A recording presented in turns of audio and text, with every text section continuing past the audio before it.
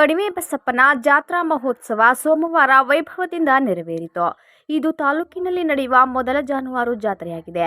ಬೆಳಿಗ್ಗೆ ದೇವರಿಗೆ ಪಂಚಾಮೃತ ಅಭಿಷೇಕ ನಡೆಸಿ ವಿವಿಧ ಅರ್ಚನೆ, ಪೂಜೆ, ಮಹಾಮಂಗಳಾರತಿ, ತೀರ್ಥಪ್ರಸಾದ ವಿನಿಯೋಗ ನಡೆಯಿತು. ಬಳಿಕ ಭಕ್ತರು ದೇವರಿಗೆ ಹಣ್ಣು ಕಾಯಿ ಅರ್ಪಿಸಿ ಪೂಜೆ ಸಲ್ಲಿಸಿದರು. ಜಾತ್ರೆಯಲ್ಲಿ ರಾಸುಗಳ ಪ್ರದರ್ಶನ ಗಮನ ಸೆಳೆಯಿತು. ಅಲಂಕೃತ ರಾಸುಗಳನ್ನು ಜನರು ಕುತೂಹಲದಿಂದ ವೀಕ್ಷಿಸಿದ್ರು. ಅಲ್ಲದೆ ರಸ್ತೆಯ ಬದಿಯುದ್ದಕ್ಕೂ ಅಲಂಕಾರಿಕ ವಸ್ತುಗಳು, ಮಕ್ಕಳ ಆಟಿಕೆಗಳು, ಮಂಡಕ್ಕಿ, ಸಿಹಿ ತಿನಿಸುಗಳು, ತಂಪು ಪಾನೀಯಗಳ ಅಂಗಡಿಗಳು ಗಮನ ಸೆಳೆದು ಮಕ್ಕಳು ಆಟಿಕೆ ವಸ್ತು, ಸಿಹಿ ತಿನಿಸುಗಳನ್ನು ಖರೀದಿಸಿದ್ರು.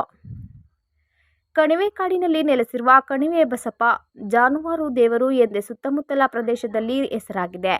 ಜಾನುವಾರುಗಳನ್ನು ರೋಗ ರುಜಿನಗಳಿಂದ ಹಾಗೂ ಕಾಡು ಪ್ರಾಣಿಗಳಿಂದ ಬಸಪ್ಪ ರಕ್ಷಿಸುತ್ತಾನೆ ಎಂಬ ನಂಬಿಕೆ ರೈತರಲ್ಲಿದೆ. ಹಸು ಅಥವಾ ಎಮ್ಮೆ ಕರು ಹಾಕಿದರೆ ಮೊದಲ ಹಾಲಿನಲ್ಲಿ ಗಿಣ್ಣು ತಯಾರಿಸಿ ರೊಟ್ಟಿಯೊಂದಿಗೆ ಬಸಪ್ಪನಿಗೆ ತಳಿಗೆ ಅರ್ಪಿಸಿದ ಬಳಿಕವೇ ಮಾರಾಟ ಹಾಗೂ ಕುಟುಂಬಕ್ಕೆ ಹಾಲನ್ನು ಬಳಕೆ ಮಾಡುತ್ತಾರೆ. ಜಾನುವಾರುಗಳಿಗೆ ಕಾಯಿಲೆ ಬಂದರೆ, ಕಾಡು ಪ್ರಾಣಿಗಳ ದಾಳಿ ನಡೆದರೆ ಮೊದಲು ಬಸಪ್ಪನಿಗೆ ಹರಕೆ ಹೊತ್ತು ನಂತರ ವೈದ್ಯಕೀಯ ಚಿಕಿತ್ಸೆ ನಡೆಸುವುದು ವಾಡಿಕೆ.